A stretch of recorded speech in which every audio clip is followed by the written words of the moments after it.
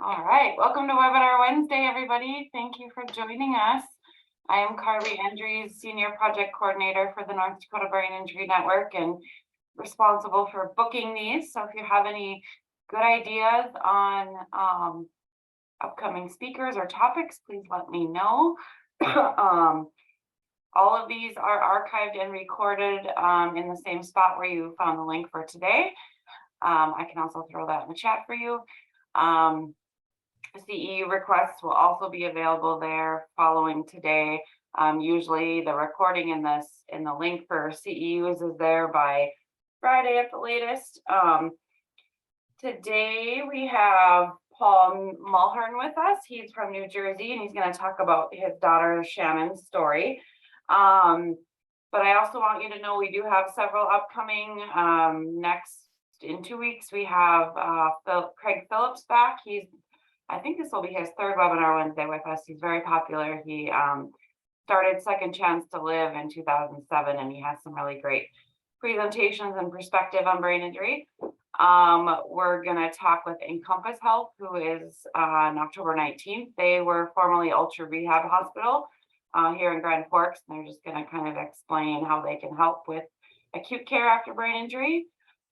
We have an audiologist that's also here in Grand Forks. Dr. Kevin Fire is going to join us on November 2nd to talk about some new treatments of tinnitus. That's a huge complaint of brain injury survivors, that constant ringing in the ear.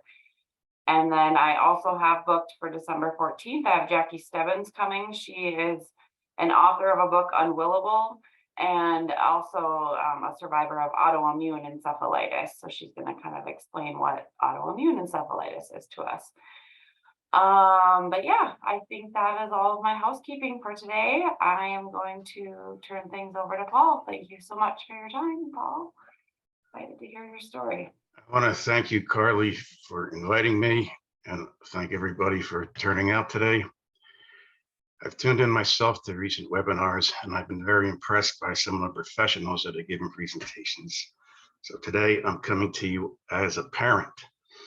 Regarding my background, I spent 30 years with the U.S. military or U.S. Customs and Border Patrol, retired a few years ago, and went and got a degree in creative writing so I could write a good book about my daughter's story, because I want to get it out there and I want to share it.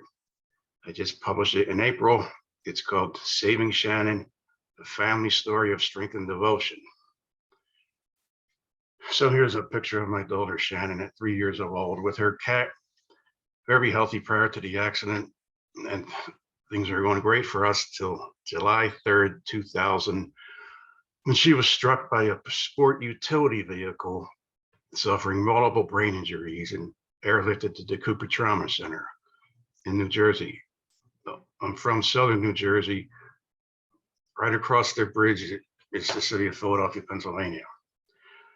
So her injuries were skull fractures, subdural hematoma or bleeding in the brain, more seriously diffuse axon or shearings of neurons and axons, swelling in the brain, fractured wrist, various lacerations, and she fell into a deep coma and had local seizures, mainly with her arms. She was airlifted to Cooper Trauma Center, where she was in a coma for months, slim chances of recovery, multiple handicaps with gross and fine motor skills and cognitive functioning. But while she was in a coma, she was on a ventilator at the first hospital and heavy medication to reduce the brain swelling. After 1 week, I got her to DuPont Hospital for Children in Wilmington, Delaware, that was more specialized in traumatic brain injuries, especially for children. The second day there, they got her off the ventilator and they started a very aggressive physical therapy program. While she was in a coma, several therapists would spin her on a large ball trying to wake her up. And she did wake up at 13 days, which was much earlier than expected. They also started working on her feet, which were showing signs of deformities from the brain injury, very spastic. So they started to put cast on them. Upon waking up, they continued casting her feet, and they experimentally used Botox which back then was not FDA approved. I had to sign off. I would not sue the hospital, but they said they never saw it work so well. It really relaxed her feet and her hands. And instead of the continuation of casts, they were able to go with braces, then they transitioned to orthopedic braces, or DAFOs as they're called. She had up to 8 hours a day of physical, occupational, speech therapy, and then as she became more alert, aquatic and academic therapy.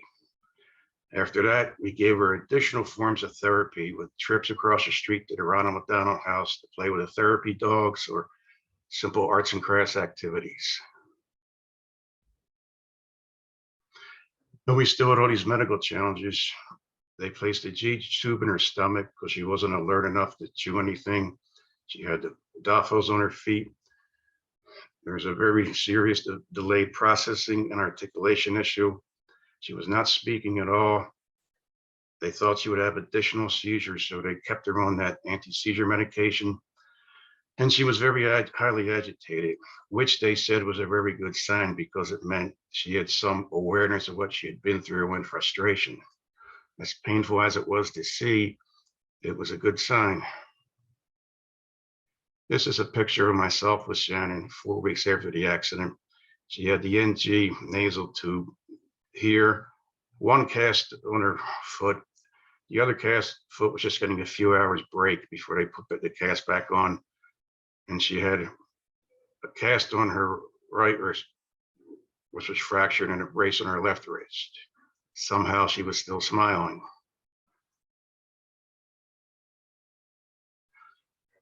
The challenges we faced were how long would insurance last? How long could I miss work? My wife witnessed the accident and she felt a lot of stress and guilt regarding that, of letting her get away into the street. And anybody that's been through a brain injury knows if it doesn't have to be the spouse, it could be anybody in a family, and it brings a lot of stress.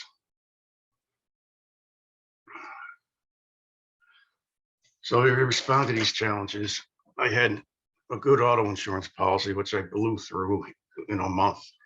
Then I went to health insurance, which was okay through the federal government. But when you have those gigantic bills, I learned you can negotiate them down. So if they were expecting a couple 100,000 or so due, I learned some tricks to negotiate and reduce the bills. I also, they basically monthly, they wanted scans on her. And instead of doing all those expensive scans, I said, hold off on those scans. Let's save the money for more therapy sessions. How long could I miss work? I missed 1 month. And after that, I was lucky enough to work a flexible schedule that enabled many shifts on weekends. So I could be with my daughter Mondays through Friday mornings. And I worked Friday and basically double shifts Saturday and Sunday. And that enabled me to not to burn too much leave. We did get professional counseling while at the hospital to help us deal with the stress. And we tried to work together to overcome the challenges any couple faces when they deal with this. This is a picture of my wife in bed with Shannon after a period of severe agitation. So my wife had to get right into bed with her and calm her down. But you see, we resorted to everything, such as bringing her sheets and linen from her bedroom at home to the hospital, bringing her favorite stuffed animals. And this is Shannon sitting up. These are some pictures of the small victories we celebrated. Shannon is sitting up with support. So we celebrated, she's sitting up. My wife, if my wife lets go, she will fall. But we just focused on the positive and tried to eliminate the negative. This is when she's sitting up by herself. So she's strong enough to do that roughly 6-7 weeks after the accident. And this is when she first regained her voice. This was a therapy dog she would work with 3-4 times a week at the Ronald McDonald House. And the handler had that t-shirt Shannon's wearing in her hand. And she said, Shannon, if you could say the dog's name, I will give it his t-shirt. So that motivates Shannon to speak the name Kirby, and she earned the t-shirt. Here she is pointing to her ears. with my wife sort of supporting her in the back. Anybody that's been through this know that doctors want you to comply with simple directions and orders. So this was her showing off to a doctor what she could do. This was a real reason for celebration because there was a nurse, one of Shannon's favorite nurses, who would frequently fold her arms as an expression to be firm. So Shannon started to imitate that nurse. So that's several systems of this brain working together to imitate somebody. And this is 2-3 months later. Shannon's much stronger during a physical therapy session, and she's actually has a water bottle and she's squirting us. This is another physical therapy session where Shannon is riding a tricycle. They included her stuffed animal. So Shannon made very rapid progress. She was discharged from an inpatient status after 2 months. She maintained the same therapy schedule as an outpatient. She showed remarkable progress with regaining gross motor skills and the cognitive skills of a 2-year-old, which we were happy with because she was 3.5, 200 years old, is not that far behind. We provided up to 4 additional hours a day of therapy, mainly through play activity. So even though she worked with a professional therapist, she got additional activity with us that kept stimulating her brain, rewiring her brain, and making those connections. We coordinated with the local school system for a transition to preschool, the early intervention program. We have a very good school system. The teachers actually came to DuPont Hospital, witnessed the therapy section, observed the therapy sessions, and worked with therapists to sort of duplicate that program in the school system. But of course, the school specialists identified several additional learning disabilities, mainly delayed processing and articulation. So although you're happy she's discharged from the hospital, then discharged as an outpatient, you can get the services locally. You have the frustration of they identified all these additional mountains to climb. Here she is at school one day with my wife, and it was something like take your parents to class day. And even here we had Shannon doing a balance beam type routine. So then we found new sources of therapy because my insurance was basically gone by this point. Each year you can get 20 to 30 or so additional therapy sessions. But I remember the therapist always stressed activities that required moving limbs at the same time to help connect neurons in the brain. So I located such activities and encouraged frequent participation, such as private dance lessons.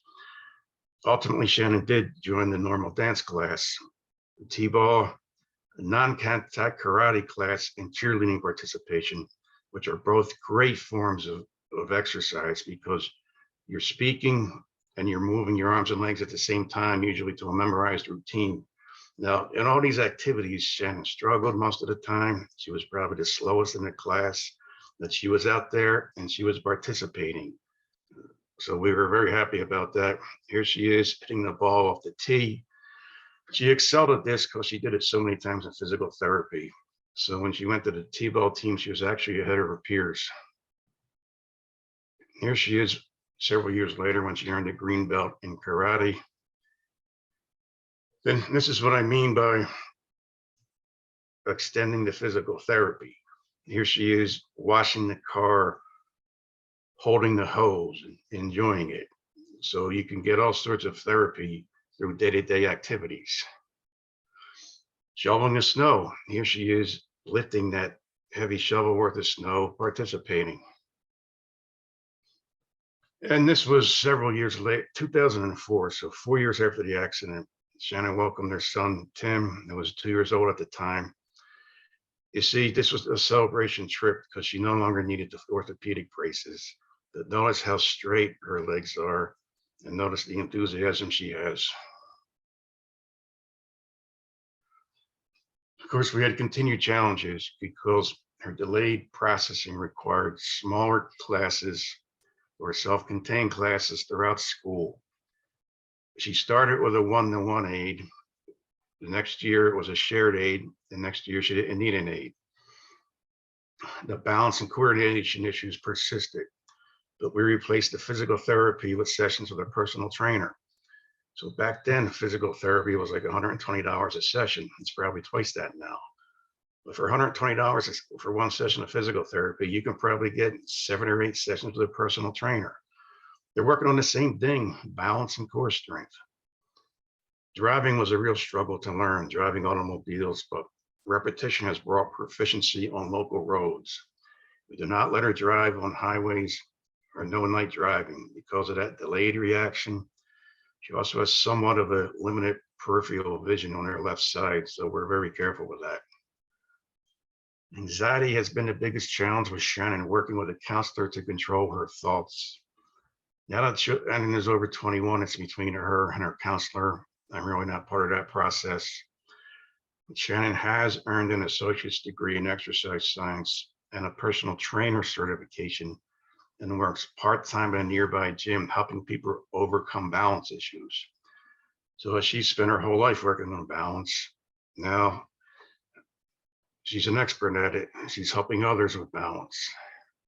And here she is at graduation from a local community college with a degree in exercise science. Here are the 4 of us. So you can survive brain injury. I read somewhere in families where there's a traumatic brain injury, the divorce rate is 90%. The bankruptcy rate is 95%.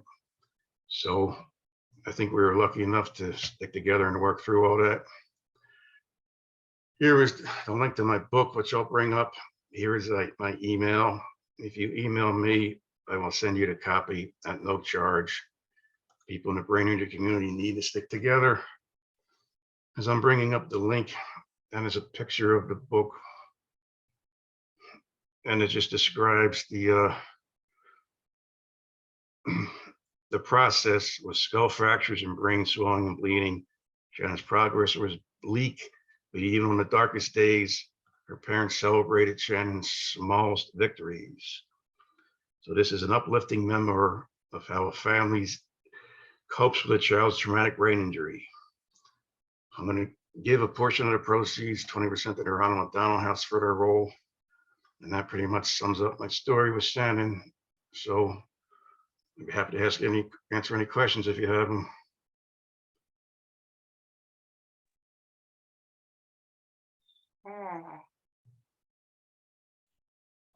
Very interesting. So you talk a lot about physical therapy, and all the things you did at home for physical therapy. Was there any other therapies that you felt like were huge in her recovery? I think the most beneficial was the private dance classes, because in addition to one private session a week, she was with the class for a session, but that really worked her muscles and her memory to get that routine down in a sort of a pleasant atmosphere for a young girl. So I think that was the best investment. And I think karate, of course, non-contact karate was great, because that's also constant moving of the arms and legs, as well as I built a swimming pool back in the house we had at the time so Shannon would do some swimming, another form of exercise where you're moving your arms and legs constantly. So I think any type of activity where you move your arms and legs connects the neurons to the brain, and I think that's what people should focus on. And so you have a son too. How was he impacted by Shannon's journey? I think he benefited from it, because from the time he was so small, he was joining a lot of Shannon's activities. So by the time he got to his sporting events at 6, 7 years of age, this coaches would say, "Where did you get that quickness and balance?" And he said, "By working out with my sister." Although now he wants to go into law enforcement, I certainly didn't steer him that way. He has been exposed. He's done volunteer work at the Ronald McDonald House, and he's kind of leading the program at his university to try to raise funds for their house. So I think it's helped him to have more compassion and have more empathy where it's needed. Although at times it's been difficult, because Shannon still gets agitated at times, and no matter what you do, it's hard to calm her down. You could go to 10, 15 different activities and she's still fired up. So I think that's been challenging for him at times, but used to take annual vacations. Now I just take them every 3 or 4 years. But I used to try to get down south in the winter where I thought the warmer weather could be a more conducive environment for physical therapy. So he's benefited from being on those trips as well. Sure, yeah, thanks. Anyone else have questions for Paul?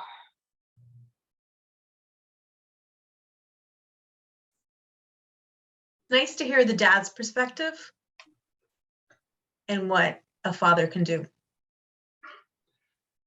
Thanks, because in the physical therapy sessions, they eventually throw out the parents because the kid will just go to the parent for support when they want to keep challenging the patient.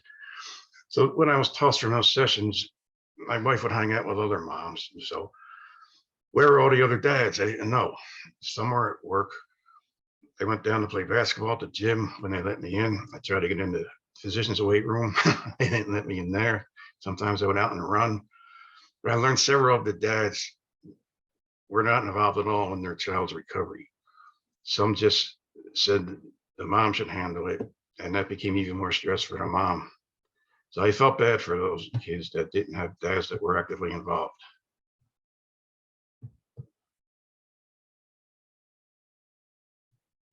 I have a comment in the chat from Becky. She said, thanks for sharing your family's story. It's obvious her family's support and involvement accelerated her recovery.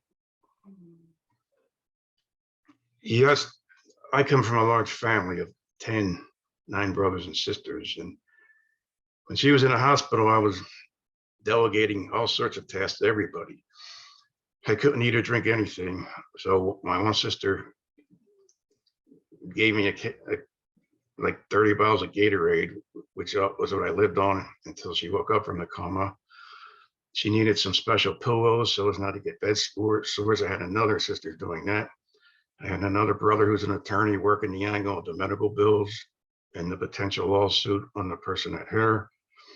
I had another sister who's a teacher working on strategies to help with word finding and numbers and some of the other issues, Shannon. So I really got the family involved. And in those situations, you have to ask for help. You have to lean on people.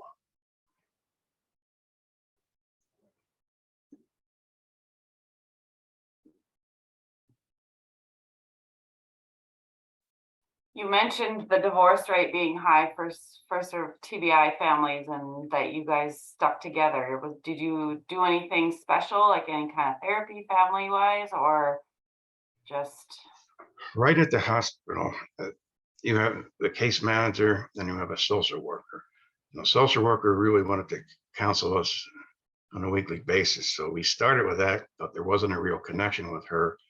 We did have a real connection with the social worker at the Ronald Down House. So and it wasn't official counseling, but she would talk to us on a weekly basis. And then I think trying to take the vacations helped a lot. Although at one point for several years, I was $300,000 in debt. And then eventually it all worked out to where I broke even, but I still managed to try to take vacations during this time. So then we would have happy memories. So if you go to Florida for a week, that is a happy memory that offsets the horrendous memory of watching your daughter fight for her life in a hospital. So I try to create positive memories and focus on them. Great. Any other questions for Paul?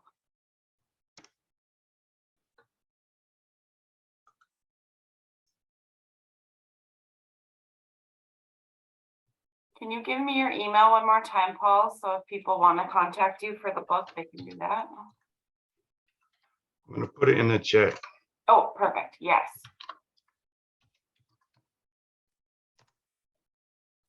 There we go. Shan's dad.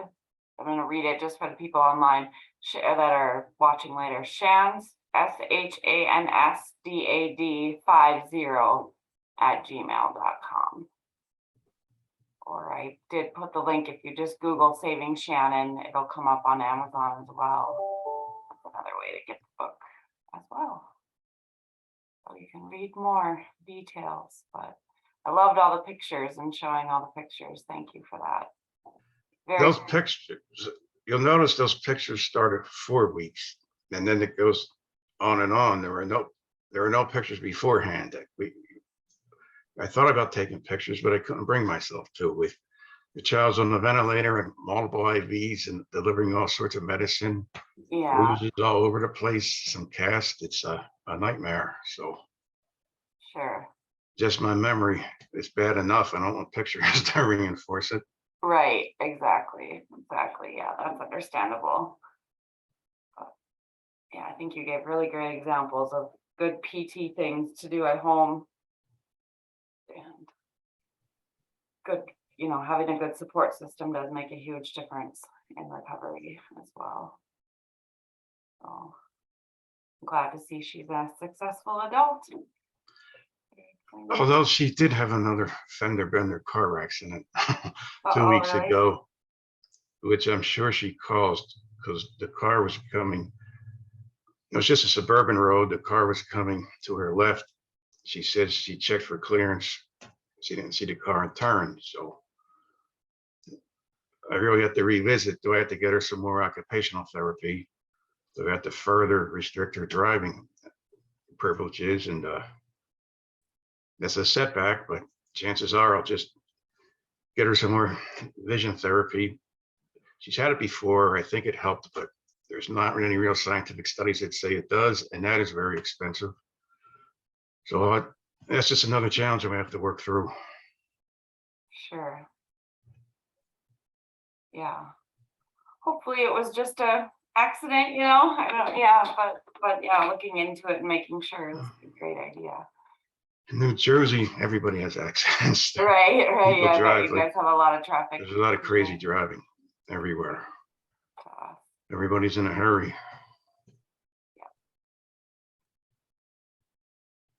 Great. Well, thank you, Paul. We appreciate your time and you sharing your story with us. And we will see you all in a couple weeks, hopefully for our next Wednesday, if not before. All right, you're welcome. All right. Thank you. You're welcome. Bye. Bye.